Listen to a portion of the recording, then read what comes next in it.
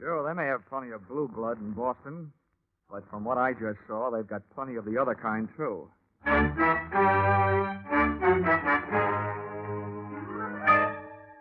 This is another in the adventures of America's fabulous freelance insurance investigator, Johnny Dollar. At insurance investigation, Johnny Dollar is only an expert. At making out his expense account, he is an absolute genius.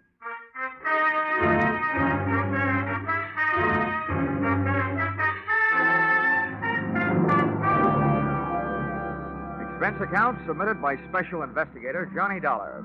To Home Office, Tri-State Life and Casualty Insurance Company, Hartford, Connecticut. The following is an accounting of my expenditures during my search for your missing policyholder, Miss Michelle Marsh. Or, she came in like a lion and went out on the lamb. Or, she should have been banned in Boston. Expense account, item 1. $2.85. Railroad transportation, Hartford to Boston. Expense account item 2, $1.80. Cab fare to the corner of Longwood and Huntington Avenues, a half block from the apartment house that was Miss Marsh's last known address. Boston may be called the cradle of liberty, but somebody else got rocked to sleep that morning on Longwood. The shots came from 2 carbines and 2 men in one light tan club coupe parked across the street. I waited long enough to memorize the license number as the pot rotted out of there, and then I headed for the victim. My heart was pounding, but not from exercise. He'd been sprayed coming out of a doorway that, in another 20 seconds, I would have been going in. But the coincidence didn't stop there. Take it easy now, will you? We'll get you some help. Do you know who did it? March. What? I didn't get you. Tell him. Ask. Michelle March. Michelle March? Well, that's who I'm looking for. What's she got to do with it? Can you hear me? What's Michelle March got to do with it? Come on now, try.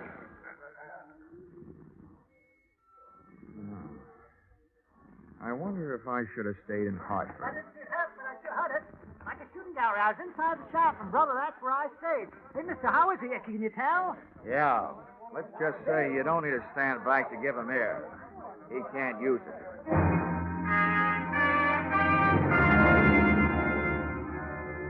While the 2 limelight-happy characters from the crowd argued about who was going to notify the police, I disappeared from the scene by way of that desk doorway, pausing inside just long enough to learn from the buzzer panel that Michelle March's apartment number was, unluckily, 213.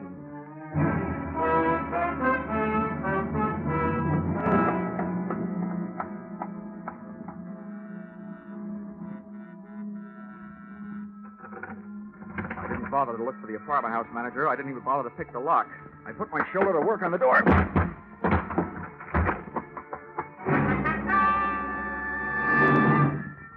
was an easy apartment to search, but it didn't offer anything to find. The only thing even faintly resembling a lead I found on the floor behind the bureau. A book of matches that advertised Boston's best bar by far, Flannery's, with an address on Washington Street. About then, I decided that rather than being found at the scene of breaking and entering, I'd look up the police at the scene of murder.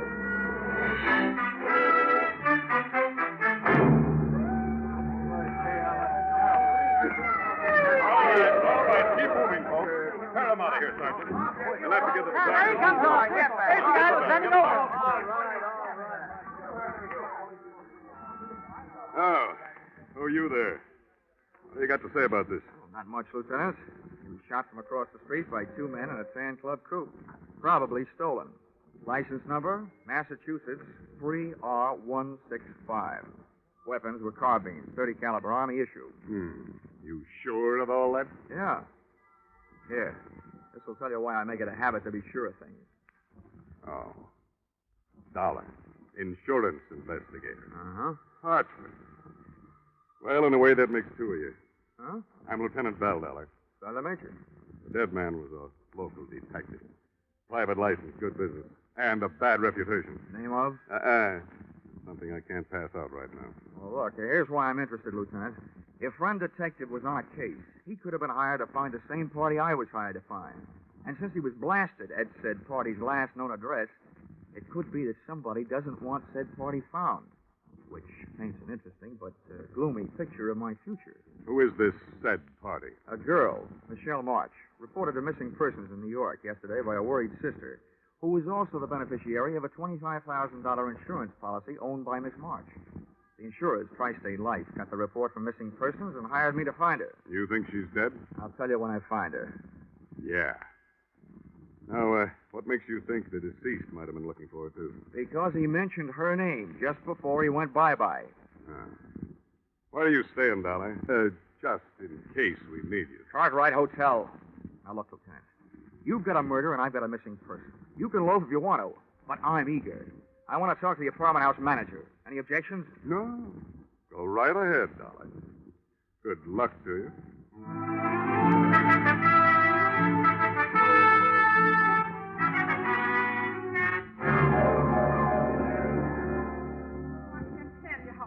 I am over this, Mr. Dollar. I've managed rooming houses for over 30 years in Boston, some very nice ones, too. This is the first murder I've ever had. Oh, why did fate point at me? Fate didn't point, Mrs. Macy. The gentleman was knocked off because he was involved with one of your tenants. Oh, that's impossible. I've tried so hard. References, my own personal observation. Oh, I'm glad to hear that, Mrs. Macy.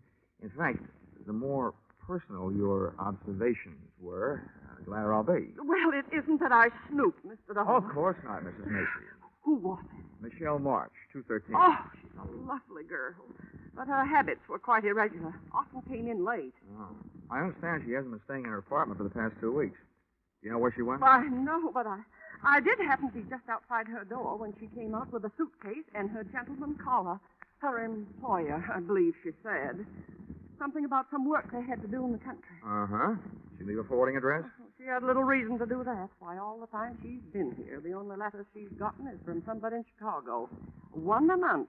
A man, I'd say, from the penmanship. Didn't get one this month, though. Do you, by any chance, remember what those letters said? Oh, you young upstart. I'm only trying to help. I know, Mrs. Macy. You're a lovable old gossip.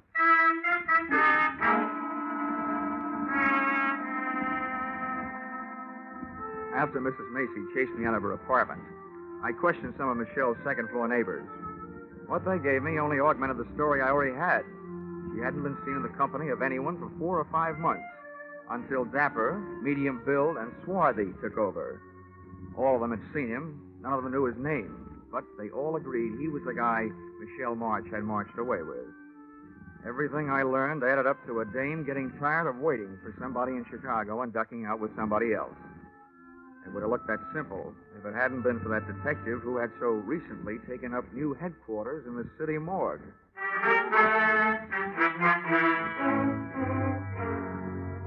Expense accounts, item 3, $4.75, drinks and dinner. After which, expense accounts, item 4, $180, taxi ride, taken on the strength of the weak clue I found on Michelle's apartment floor. The match folder from Boston's best bar by far, Flannery's. Flannery's look like they wouldn't want to know how old you are, but how many stretches, and in what prisons. Above a row of greasy bottles, the wall behind the bar was covered with pictures of fighters, right from old John L. up to Rocky Graziano. But none of them looked as brutal as the 8 or 10 gorillas who had their feet on the brass rail. I decided this was no place to ask for a lady, so I asked for a drink. Yeah? Straight rye. Double.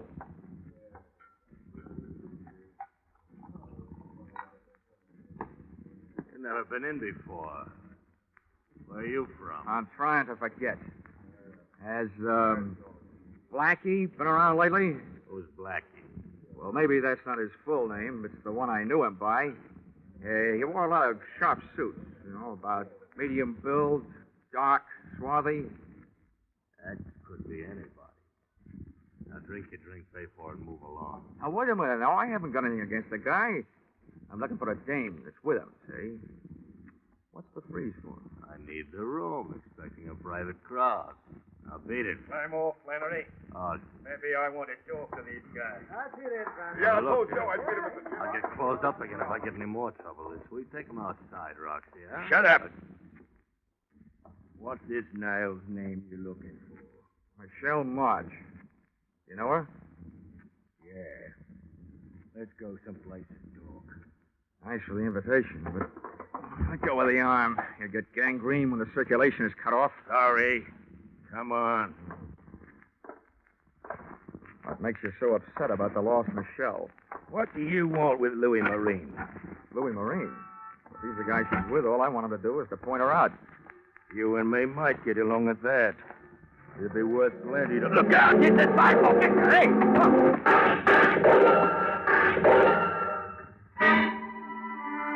The car they were in was different, but those carbines sounded the same. I rubbed my nose raw, trying to bury my head in that sidewalk. I knew they had to empty those carbines sometime, but instead of sounding better, it started to sound worse. I twisted my head, shot a look at the street, saw one of the attackers in the process of falling out of one of the windows of the gun car. Closed my eyes again and realized why they never let my kind of insurance investigator be a policyholder. I'd been sent to find a missing girl, and there I was in the middle of another Boston massacre.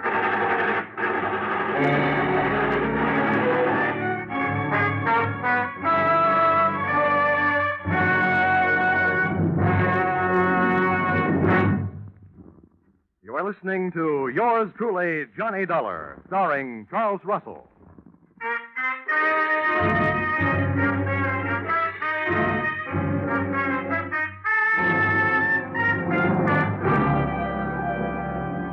It took a full 20 seconds after the smoke of battle had started to clear for me to realize that I'd been saved by the arrival of fire support from an unexpected source, the police. I looked around for my new friend and brother target, Roxy, but he had disappeared.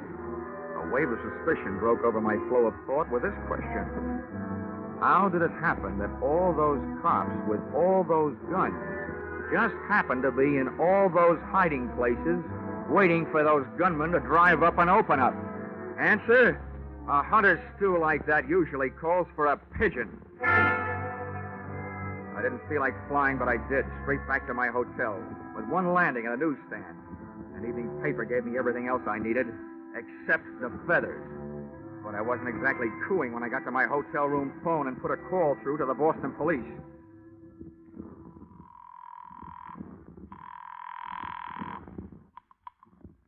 South Precinct, Sergeant Miller. Give me Lieutenant Bill in homicide. One moment. Homicide, Lieutenant Bill. This is Dollar, Lieutenant. Oh, Dollar, sure. I'm glad to hear from you. I'll have your badge for this. What did you say? The evening paper. Quote, Boston private detective, whose name has been withheld by police, was slain today, presumably to stop his search for a missing girl. It was learned by this paper from reliable sources. Oh, now, Dollar. That another investigator still alive has joined the hunt for the girl. Well, Johnny Dollar, well-known Hartford insurance sleuth, checked into room 705 at the Cartwright Hotel today. Well, you want more?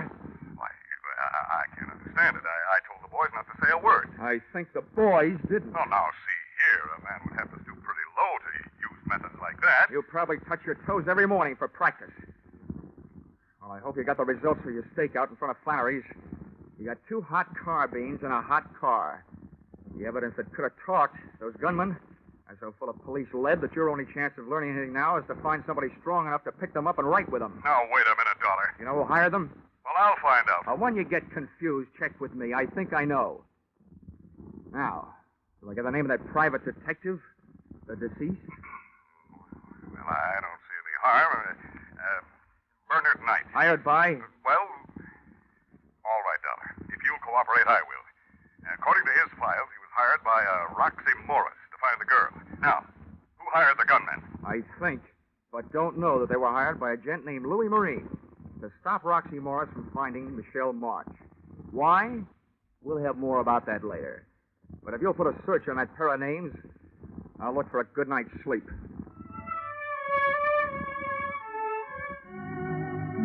And after that sidewalk, it was easy to find.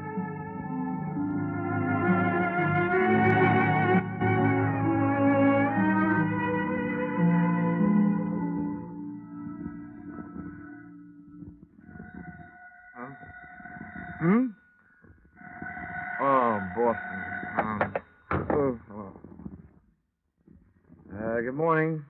Hello, is this Mr. Dollar? Wait a minute till I pick you up off the floor. Who is this? Is this Mr. Dollar? Yeah, it is. Well, this is Michelle March. Huh? Good morning, Michelle. I've been looking for you. That's why I called. I read that you were hired by my insurance company. Yeah, that's right. They don't like disappearing policyholders. Well, let me tell you this. If they want to save the money, they'll have to pay for me. Stop looking for me. What are you afraid of? That Roxy Morris will follow me? What do you know about Roxy? They'd like to find you and Louis Marine. What did he tell you? Oh, what counts is that I filled in what he didn't tell me. Namely, that he was in Chicago for a year, and you were supposed to be waiting for him in this fatal apartment on Longwood Avenue. But instead, Louis Marine landed, took the situation well in hand, and captured you for himself. You're just trying this on for size, aren't you? If it fits, keep it on approval. The point is, there are too many people looking for you to stay lost. Where can I meet you? How do I know I can trust you? I can't trust anybody. Look, I'm still working for the insurance company, so my greatest interest is keeping you alive, not selling you out. What about the police? My promises aren't equipped with lifetime guarantees, but I'll do what I can. If you tell all, and if the story is big enough, they should be willing to make a deal. It's big, all right. They'll clear something out of their books that's been there for a year. Where do I meet you? You know where Charlestown is? I know it's part of Boston. Take the subway and get off at City Square. An hour from now. I'll be in a bar. The Gangplank. On Chelsea Street. Near the Navy Yard. Okay, sweetie. I'll be there. Up until now, whoever's been doing the shooting has used everything but battleships. Even though Michelle's story sounded like trap bait, cheesy indeed, I had to take a chance. I dove into a cab and had the cab dive into the top of Hanover Street and down to Boston's North End. Playing quiz games with strangers in that section is called Take It or Lump It. But a few well-placed 20s led me to a neighborhood undertaker who had the officially unproved reputation of creating a large demand for his own services. We swapped donations. I gave him $50, and he gave me a large out of the corner of his mouthful. Listen to me good. About a year ago, the laws picked up a Roxy Morris on a suspicion. They had a good idea. He'd heisted a 75G payroll. But there were no witnesses. He didn't leave none. Roxy knew they'd watch him, so he hightailed it out of town. But he didn't detect the loot with him. The boys around here got it back on the grapevine. He was suffering from the shorts. So everybody figured he had the dough stashed away somewhere right around here. Is that all? Have you got anything else to tell me? Yeah. Goodbye. I didn't like the way that undertaker said goodbye. I legged it up to the subway station marked Union, went down in and caught a train for Charlestown. Once at City Square, a 3-block walk down Chelsea Street produced the Gangplank Bar, which in turn produced that nose-bruising smell which comes from slopping beer on sawdust. Out of place in the place sat Michelle Marsh. She was a good looker with a bad look. And if I had been Roxy Morris, I would have elected her the last national bank. I flopped into a booth beside her. She turned her head my way, looked me straight in the kisser, blew a smoke ring at me, and popped 2 words through it. You Dollar? Yep, I'm Dollar. You March? I'm Michelle March. Well, so far so good. It's nice hearing you breathe. That means Tri-State Insurance can keep its nice $25,000. Only if you keep me this way, Mr. Dollar. And that might prove to be a difficult thing to do. Oh, maybe not so difficult. Why not? Well, you indicated yourself that your magnetic personality might suddenly attract a few steel-jacket bullets. That means there'll have to be somebody to pull the trigger. So all I have to do is to sit around and see who tries to take a shot at the target. You. And we've got our man. It's not that easy. I'm in trouble 3 ways. And it's hard to see 3 ways at once. Look, I know all about Roxy Morris. He swiped $75,000 and gave it to you to mine. You don't know the half of it. 2 months after Roxy was gone, a guy named Louis Marine came to me with a story that Roxy had sent for $20,000. I gave it to him. Then he told me that Roxy had never sent for it. And that if I squawked, he'd convince Roxy that I'd fallen in love with him and just given him the money. Either that or he'd tip off the police. He had me going and coming. Nice fellow. He wouldn't leave me alone. He made me give him $15,000 more of Roxy's money. And 2 weeks ago, I got word through to Roxy in Chicago. He blew up. Turned on me. I've been running from him ever since. He wants his $75,000, all of it. And I haven't got it. Oh, seems like you've been taking chances all the way. Now, you know what I want you to do? No, what? Take one more.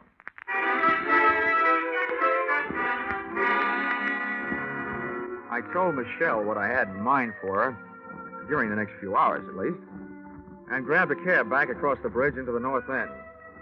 Expense account item 5, $50. Another donation to my expensive undertaker. This time I paid him for talking, but not to me.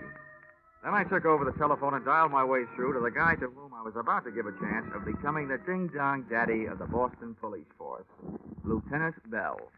Yes, Dollar, this is Lieutenant Bell. Bell, how would you like to get the goods on Roxy Morris? Well, I'd like it fine. Okay. And along with that, how'd you like to pin a receiving stolen property rap on Louis Marine? I hope you aren't just being salty, Dollar. I'm not, Lieutenant. Now, look, you may have to do some trading with the gal on this deal. Yeah? You may have to promise her some time off for verbal good behavior. Well, such things are possible. All right, what's the pitch? Listen, I have baited a tall, thin granite trap for Roxy Morris and Louis Marine. The bait is Roxy's ex-girlfriend, Michelle Marsh. Okay, what then? I had a tipster call Roxy Morris and tell him that Louis Marine was meeting Michelle at a certain place at 3 o'clock this afternoon. Yeah? I also had Mr. Blabbermouth call Louis Marine and tell him that Michelle is meeting Roxy at the same time and the same place. What? I had him tell each of the gentlemen that Michelle was meeting the other one with what's left of the money in cash. Oh, you started a war, Dollar. But if it does the trick, it's worth it. All right. What's my move? First, call the place where I've arranged the surprise party and tell them to get rid of the public. Also tell them to let a girl named Michelle March come and go as she pleases. Also me. Oh, don't tell me you've set this thing up in a public place. Where is it? Lieutenant Bell, what I want is for those two characters to run up a blind alley. And when I say up, oh, brother, they got the word the Michelle meeting would be held at the top of the Bunker Hill Monument. Oh, no. And you might remember what General Prescott almost said. Don't fire till you see the red in their eyes.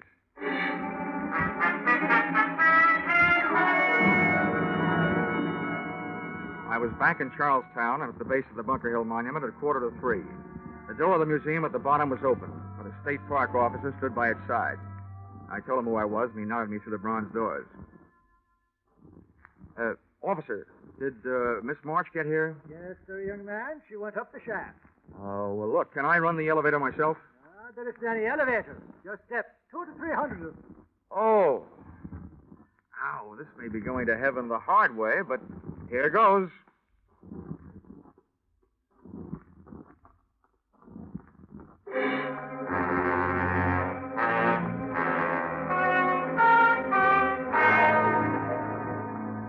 Halfway up the winding granite stairs, I yelled for Michelle. But she either didn't hear me or just didn't want to answer. I kept going and hoping. As I came closer to the top, I tried yelling again. Still no answer. Finally, I made it. Up into the observation landing at the top. Michelle was there. She still wouldn't talk, but she had written me a note. Beside her crumpled figure was a vial that hadn't been filled with perfume. The note was short and to the point. Dear Johnny Dollar, I still want to help, but I hadn't better be around here alive when everybody gets here. And it was signed Michelle. As I've been over to see what kind of bye-bye medicine she'd taken, I heard something that might mean a sudden dose of lead to the head for me. Either Morris or Marine had landed, and there I was stuck at the top with a bait that had suckered them into a trap, which suddenly turned out to be mine. Waiting up there in that tiny room for death to come get me would have killed me anyway, so I started down. Over the pounding of my heart and my own steps on the granite blocks, I heard the pitter-patter of anything but tiny feet come charging up a narrow staircase. Whoever was coming up and I both slowed down, but my heart didn't. I crept around a curve and my eyes went into a head-on collision with a pair staring back. What are you doing here? I'm a tourist, Roxy. Maybe right, white guy. You may be taking a trip. Who's up there? Up there? Oh, I don't know who they are. Just some girl with a guy she keeps calling Louie. Okay. Let me by. Easy now. Don't try anything. Roxy Morris tagged me with the butt of a .32 going by. But lying there with my head against the cold granite inside wall of the monument brought me back. And conscious was a very dangerous condition for me to be in, because charging up the stairs came another pair of unfriendly feet that couldn't have belonged to anybody but Louis Marine. Who are you? What are you doing here? Well, up until somebody hit me on the head, I was tailing Roxy Morris and his girl. They're up there? Sure, Louis. Yeah, they're up there. Then let me by. Come on. Get up out of my way. Okay. Go ahead, by. Yeah. But wait a minute. I got an idea. Come on, chum. Ahead of me. Up you go. You can affront for me. Move! Louis had a gun at my back, and Roxy had one waiting for me up front. We took the last few steps up to the top real quiet-like. When my eyes came level to the floor of the observation room, Roxy was bending over Michelle, but he snapped up in a hurry, and his right hand was loaded with heat. Louis pushed me ahead of him, up and in. I stood there between them, listening to them grind their teeth at each other, with one foot under Michelle's arm. Then I got two big shocks. A scream from Michelle just before she snatched my legs out from under me.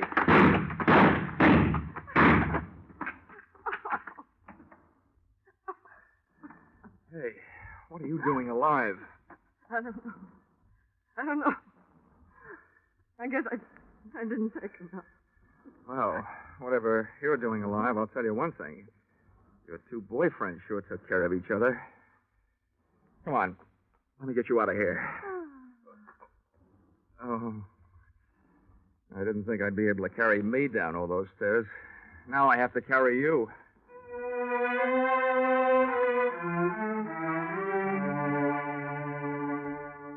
Expense account, item 6, $20.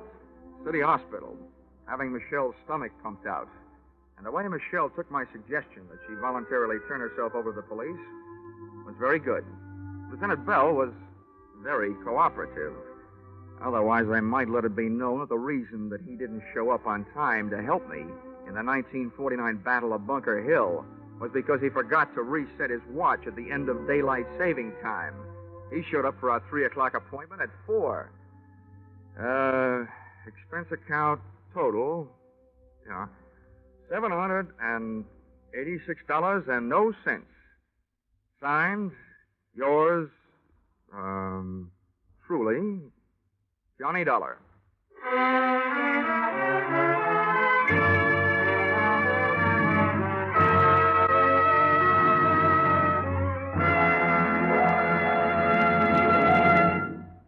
Yours truly, Johnny Dollar, is produced and directed by Gordon T. Hughes and stars Charles Russell with script by Paul Dudley and Gil Dowd. Featured in the cast were Bill Boucher, Myra Marsh, Dick Ryan, Larry Dobkin, Charles Seal, and Dorothy Lovett. The special music is written and conducted by Leith Stevens.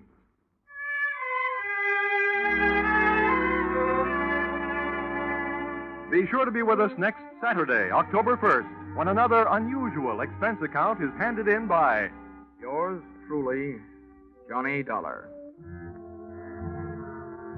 That's right. Yours truly, Johnny Dollar, will be heard on Saturday evenings starting next Saturday.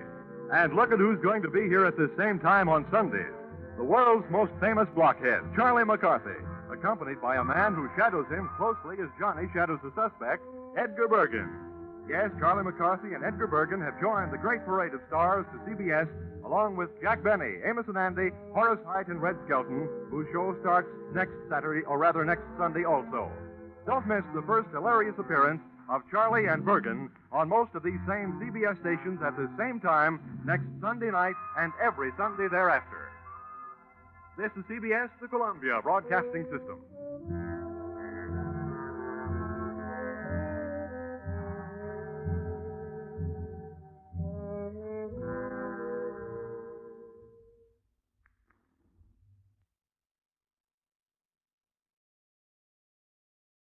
This you can really call a fish story. And I was the live bait.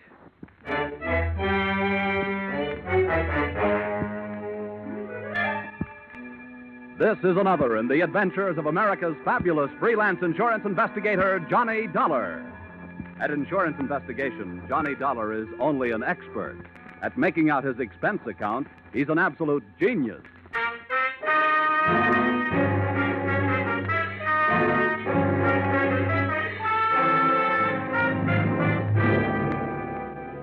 Expense account submitted by Special Investigator Johnny Dollar to Intercontinental Marine Insurance Company, Hartford, Connecticut.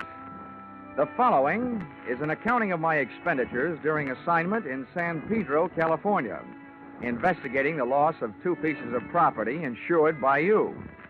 Or, the tuna were running and so was everybody else.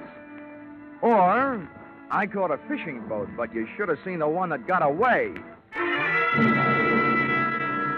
Expense account item 1, $176.87. Airfare from home base in Hartford to off base in California. Expense account item 2, $10. Cab fare, Los Angeles Municipal Airport to the waterfront office of the Pacific Deep Sea Canning Company in San Pedro.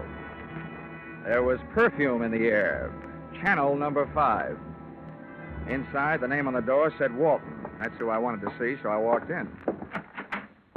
Well, who are you? I'm here to follow up the claim you made to Intercontinental Marine Insurance Company. My name is Johnny Dollar. Oh, when you bring the money, I need boats. The tuna are running. No, Mr. Walton, I didn't bring any money. All I brought is a suspicious nature and an inquisitive mind. What the devil do you mean by that crap? Now, don't get your fish in a stew, Mr. Walton. This is standard procedure. No insurance company is going to shell out $400,000 without first taking a long, lingering look. Well, there's not much to look at. Yeah, so I understand. According to your claim, 2 of your boats, the Frank Walton and the Nancy Walton, left port Monday afternoon and headed out on a southerly course. When you tried to establish radio contact Tuesday morning, you couldn't raise them.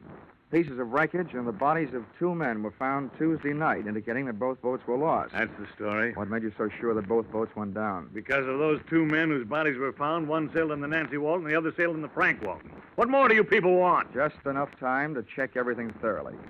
You know, this wouldn't be the first time a shipwreck has been faked to collect insurance. I see what you mean. Yeah, I guess the faster I get you satisfied, the faster I'll collect my money. Sorry I lost my temper, Dollar. I'll do everything I can. Send Captain Carpo in. Carpo's my fleet captain, Dollar. He can give you all the details. But I'm telling you, there aren't any more. Well, one thing for sure, Mr. Walton. We can't blame it on the Pacific Ocean. According to my report, those boats sailed in fine weather. That's right.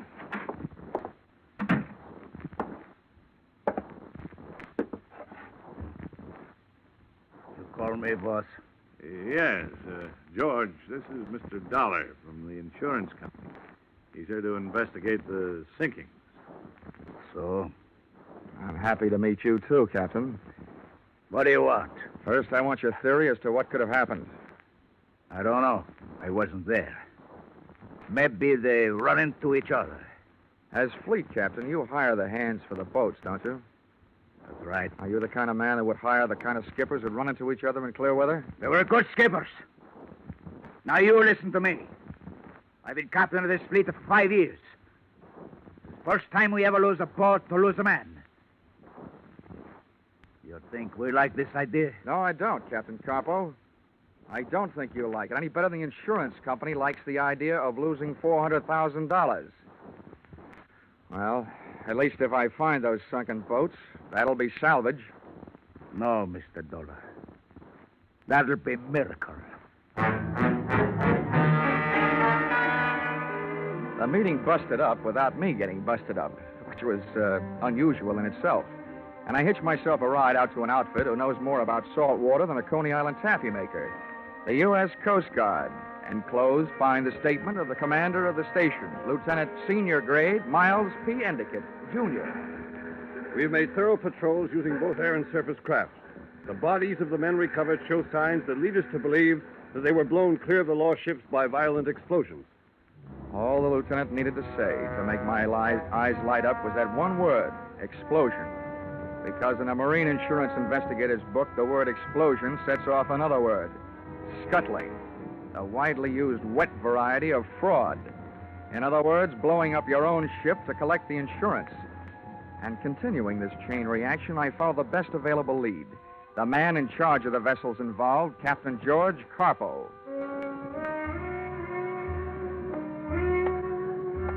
I found him at 11 that night at a combination restaurant and bar named after the oriental fishing bird, the cormorant. As I looked in through the greasy window, an interesting sight greeted me. Captain Carpo slipping into a booth already occupied by an olive-skinned brunette who was good enough looking, but obviously less than a queen. Carpo stuck his face in hers, spat a few words at her that I couldn't hear, shook his sledgehammer fist at her, and stomped out through a back door.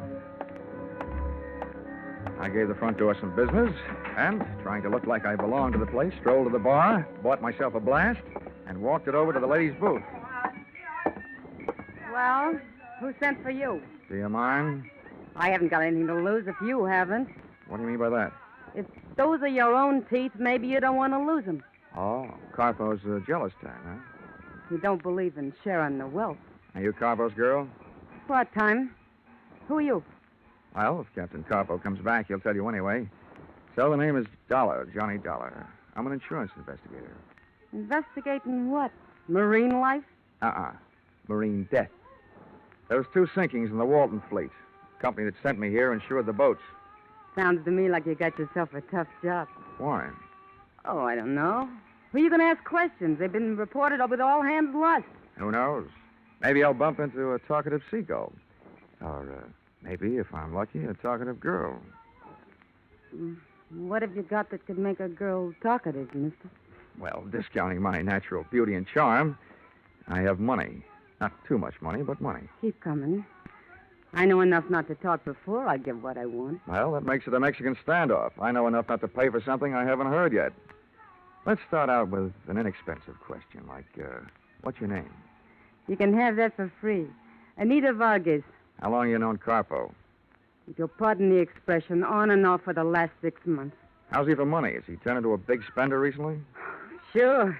Instead of 2 drinks a night, he's now buying me 4. Carpo will never be a big spender. Where does he live? 1423 Parade Street. How far is that from here? It's here. He lives upstairs. That called for a change of scene.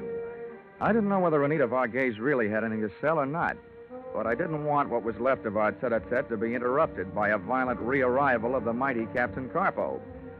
So, expense account item 3, $4, picking up our tabs. Item 4, 6 bits, picking up a taxi, which dropped us at another bar, slightly less oriental, but definitely more obnoxious. We grabbed ourselves a table with a view of the sawdust on the floor, and waited for a waiter. He didn't come, but somebody else did. The owner of the lost fishing boats, Mr. Roscoe Walton. What are you doing with this character, Anita? I met him in college, Roscoe. Now beat it. And since when have you been getting drunk? Don't tell me he's your boyfriend, too. Part-time. Maybe I'd better get lost. I'll call you later. Yeah, maybe you better get lost. And stay that way. Go ahead, Johnny. You better go. Well, happy hangover, Mr. Walton. You don't look like no college boy to me. I was no professor of mathematics either, but I could add this much up. If those tuna clippers had gone down by explosion, somebody had to buy some explosives. Maybe locally. That problem I took to the local police, who went to work looking up names in the dynamite register. And since those explosives would have been planted while the boats were under the care and supervision of Captain Carpo, that problem I decided to take to him. It was 1:30 in the morning when I got back to the front of the Cormorant restaurant and bar. The grease joint was dark, but a light was burning on the second and top floor. I got halfway up the front stairs to ask my leading suspect a few questions about explosions when I heard something.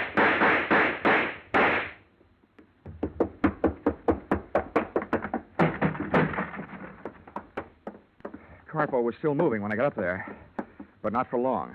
The back door was as open as the captain's life was closed. I looked down the back flight of stairs. It was either too dark or there wasn't anybody there, and I wasn't going down to look. I've been over the body just to make sure. Oh. First they beat him half to death. I wonder why they didn't finish him that way. Huh?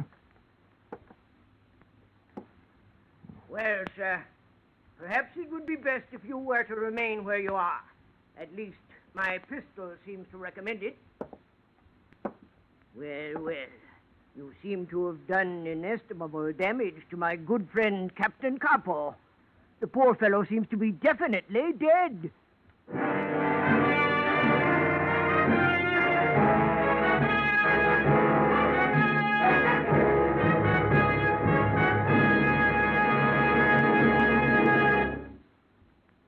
In just a moment, we will return to the second act of Johnny Dollar. But first, you might be interested to know that CBS has acquired a couple of blocks of wood. You're not interested? Well, would you be interested if you knew that those blocks of wood had been carved into certain figures? No. Well, then let's try this. Would you be interested if you knew that those carved blocks of wood could talk? Ah, now you're beginning to sit up and take notice. Well, we might as well come out and tell you that these talking blocks of wood are named Charlie McCarthy and Mortimer Snerd, that they and a lively fellow named Edgar Bergen will be making their first appearance over most of these same CBS stations this Sunday evening, and that you'll be able to hear them every Sunday thereafter. Now, with our star Charles Russell, we return to the second act of yours truly, Johnny Dollar.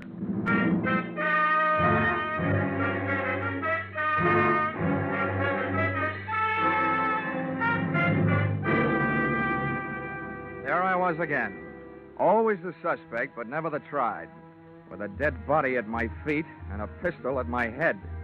The man holding it was neither small nor large. Thomas Mitchell type. His frame was fighting the seams of a sloppy tweed suit, and his pouchy face was fighting the alcoholic content of his blood. Well, sir, what do you have to say for yourself? Oh, don't be ridiculous. I came to talk to this man. Killing him would hardly be the way to kick off a conversation. How about you? What are you doing here at 1:30 in the morning? Most amusing, most. Two accused men, each of them judging the other. With a dead man for a jury. All right, then. As for my testimony, my name is Cricket. I was on my way to discuss with the good Captain Carpo a matter of possible mutual profit. Naturally, when I heard the shots from the street, I hastened to his assistance. I won't ask you how you knew Carpo was getting shot instead of doing the shooting. My name is Dollar. I'm an insurance investigator from Hartford, Connecticut. I was sent out here to look into two sinkings in the captain's fleet. Oh, then you and I share a common interest. My business is ship salvage. It's obvious that I should put up this pistol and replace it with a shake of a hand. How do you do, sir? In my business, you never know. How do you do? This is indeed a most fortunate meeting. A pity that it should take place upon the very threshold of tragedy. Poor Carpo. His face seems to have enjoyed the worst of an encounter with a monkey's fist. How's that? A monkey's fist. I mean, what's that? Well, a monkey's fist, sir, is a highly complicated knot woven about a slug of lead to lend weight. Ordinarily, it is intended for use at the end of a heaving line. However, it is sometimes used by seamen in the forecastle in the administering of torturous beatings. Now, what do you make of that? Well, if we can take the word of the centuries for it, torture suggests the violent seeking of information. That would indeed seem to be the case. From the looks of this room, a monkey's fist or any other kind of knot wouldn't be hard to lay your hands on. What's that one on the wall there? Oh, that is a miniature of a knotted ship's fender. Fender? It's a device for cushioning the shock between a ship and a wharf or another vessel. In modern sailing, this type has largely been replaced by the commercial cork variety. Oh, somebody evidently heard the shots and notified the police. Awkward. Look, Mr. Cricket. Yeah? I feel like talking, but not to the police. Splendid. Perhaps then you would be kind enough to join me in a nightcap at my quarters? Lead me to it.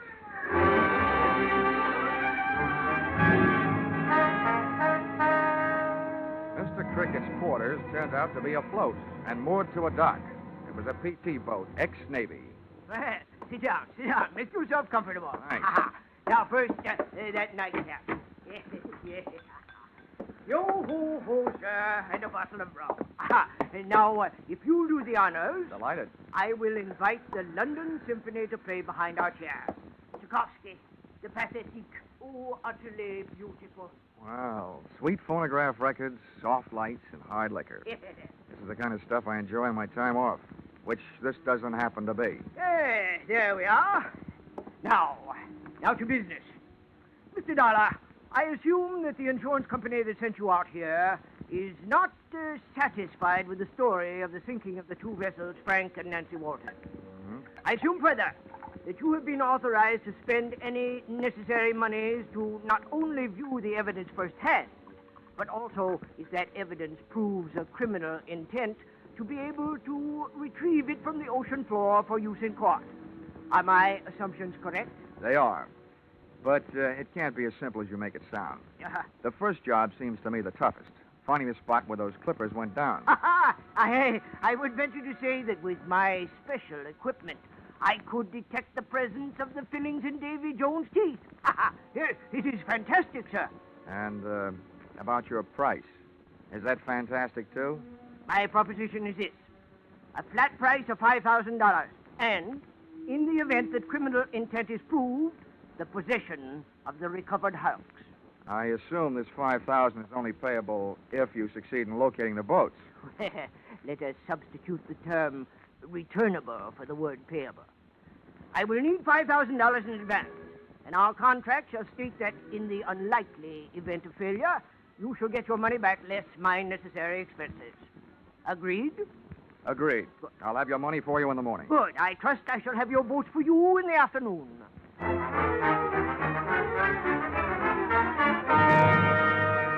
I couldn't tell yet about his fantastic sonic sounding device, but otherwise, Mr. Cricket was well equipped. By ship-to-shore telephone, he ordered me a taxi, which I ordered to a corner near Roscoe Walton's Pacific Deep Sea Canning Company. Carpo's death made me want to get a good look at Carpo's office. Something about the way he died kept baiting up the thought that there was something fishier about this case than just plain old-fashioned insurance fraud. The only thing that was out of place in the place was under a rug, under Carpo's desk, a wall safe sunk in the floor. That proved easier to open than a poker hand with 3 aces. I lifted the heavy steel door. The first thing I saw was an oblong package, brown paper. I stuck one hand in to lift it out, and I couldn't. So I used 2, and my back was as heavy as lead. But when I tore off the wrapping, I saw that it was as valuable as gold, because that's what it was, a gold ingot. I didn't even have time to wonder, because the subject suddenly changed from lead to gold to cold steel in his voice and in his hand. Hold it there. Hey, Mr. Dollar. Oh, it's a little late to be canning fish, isn't it, Walton? Yes, but it seems to be just right for breaking and entering.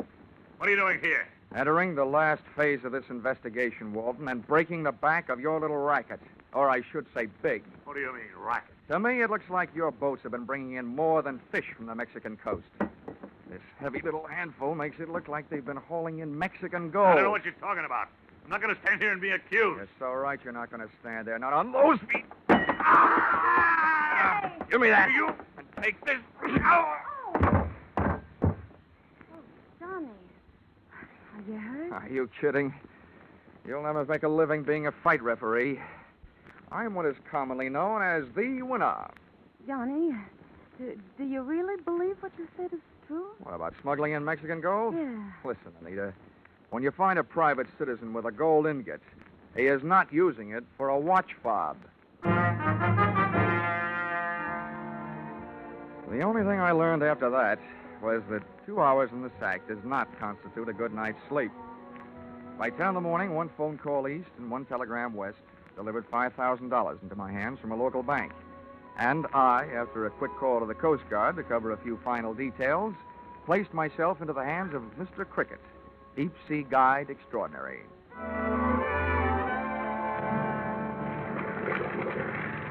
2 jolting hours later, our bucking bronco with a briny had us crashing to the swell somewhere off the island of San Clemente.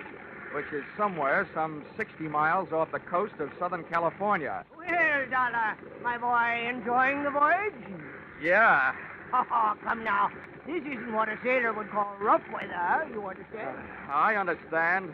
I only hope my breakfast does. Oh, this is nothing. Why, I recall one time off the Spanish coast. Mr. Cricket! Yes, my man? According to my reading, we're about there. Good. Reduce your RPM. Now, Dollar. Now, prepare to be amazed.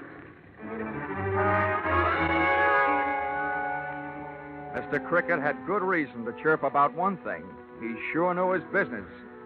An hour later, the hoax had been located. We were riding on a mushroom anchor. A diver had been put over the side and was tug-of-war topside by a cable on a winch. All right, careful now. Okay, clear the rail. Easy, does it? Far away. He's aboard and flat. Quickly now, get his helmet off. Now, Dollar, we shall see. For 5,000 bucks, I'm going to have to see. Well, Riley, what luck? We hit it right on the nose.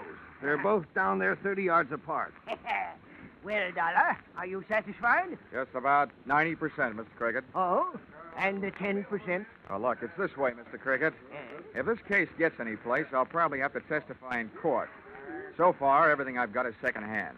That isn't worth much in court. I've got to see those boats. What? Why, good heavens, man. You mean you want to go over the side? I don't particularly want to, but it seems to be part of this job.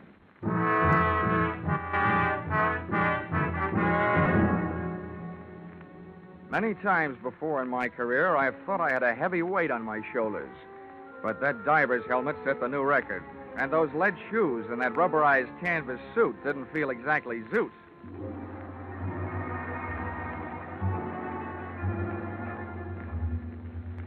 The temperature of the water outside felt much cooler than that forming on my brows. This was a steam bath, airtight. 8 days later, in my mind at least, my lead wedgies groped for a foothold on a slimy bottom, and I had arrived shipside. As I had no immediate way of determining the sex of a sunken ship, I couldn't tell from a bathtub beam whether I was looking at the Frank or the Nancy Walton. About then, a passing current grabbed me and invited me out to dance along the ocean floor.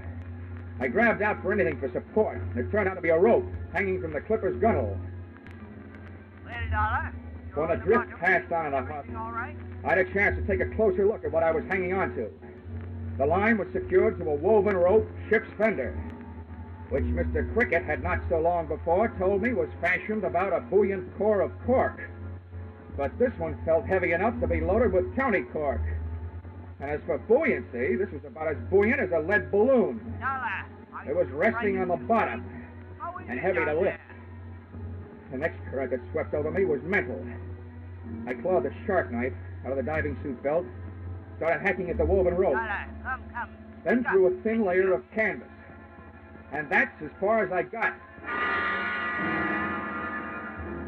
Dollar, is this phone system operating? Here now, Dollar. Are you there? This ain't the three little fishies. Oh, good. Have you seen the ships? Yeah, they're here all right. Are you satisfied that they were sunk by explosion? Yep. They're blasted in all directions. Then I have earned my $5,000, and I must bid you farewell. What? What are you talking about? Oh, you have been all but lost in a diving accident.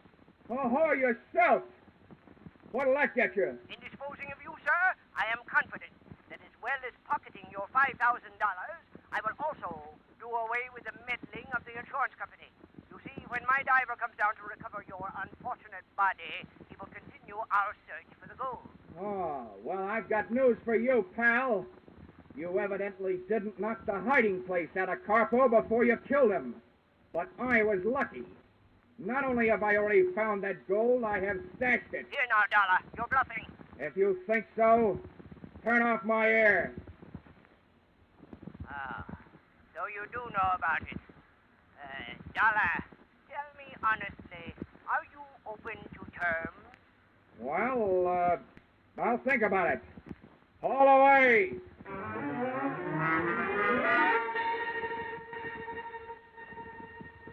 The trip up was slower than the trip down, which was luck for me.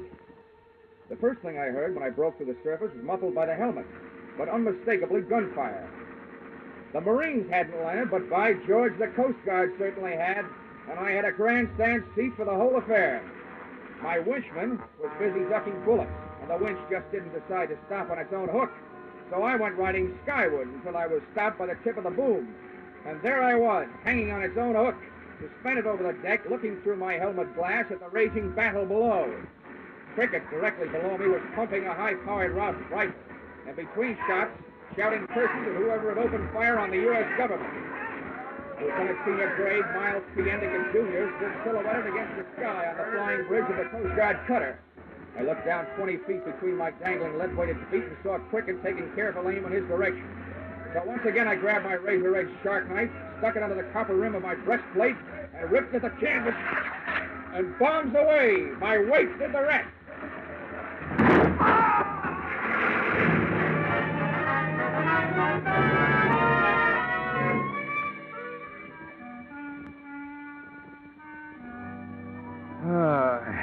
Expense account, item 5. Cab fare to the San Pedro Police Headquarters, where I made my statements and heard Mr. Crickett's. A badly damaged Mr. Cricket. Well, sir, during a short stay in Cleveland, it was brought to my attention that every city in the country was suffering an epidemic of small-time gold robberies. Dentist offices, pawn shops, and so forth.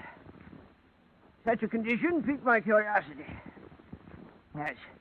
Well, there's my love for money. And I studied the situation more closely. To my amazement, I learned that the gold was being melted down, fashioned into ingots, and sent off somewhere to the Orient for use in the gold and gun smuggling traffic. It occurred to me that if I could intercept the gold immediately after its dispatch, under the guidance of Captain Coppo, to a larger ship, being met at sea by his tuna clippers, then I could realize for myself a tidy profit.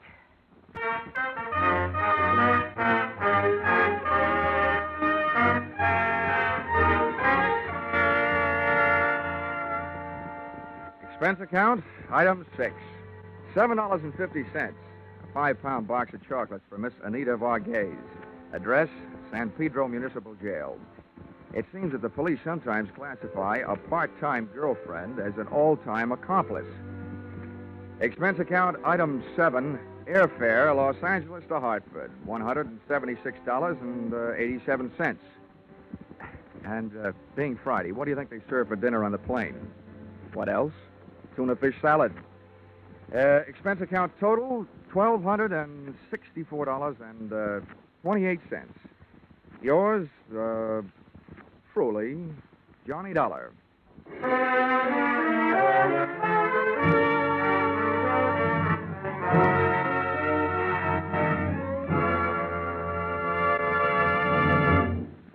Yours truly, Johnny Dollar, is produced and directed by Gordon T. Hughes and stars Charles Russell. Script by Paul Dudley and Gil Dowd. Featured in the cast were Willard Waterman, Junius Matthews, Edmund McDonald, Georgia Ellis, Larry Dobkin, and Paul Dubois. The special music is written and conducted by Wilbur Hatch.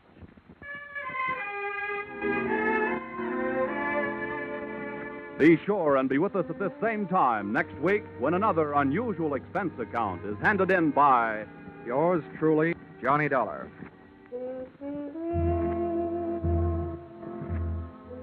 Every fall, the ladies like to go out and get some new fall clothes. Well, CBS has gone out and gotten some new fall shows. One of the gayest of these new programs is The Red Skelton Show, which makes its bow over most of these same CBS stations this Sunday night. There's no one quite like Red Skelton, as you'll find out when you tune in tomorrow. The Red Skelton Show is a part of the CBS Great Sunday Night Laugh lineup. Don't miss it. Now stay tuned for Vaughn Monroe, who follows immediately over most of these same CBS stations. Paul Masterson speaking. This is CBS, the Columbia Broadcasting System.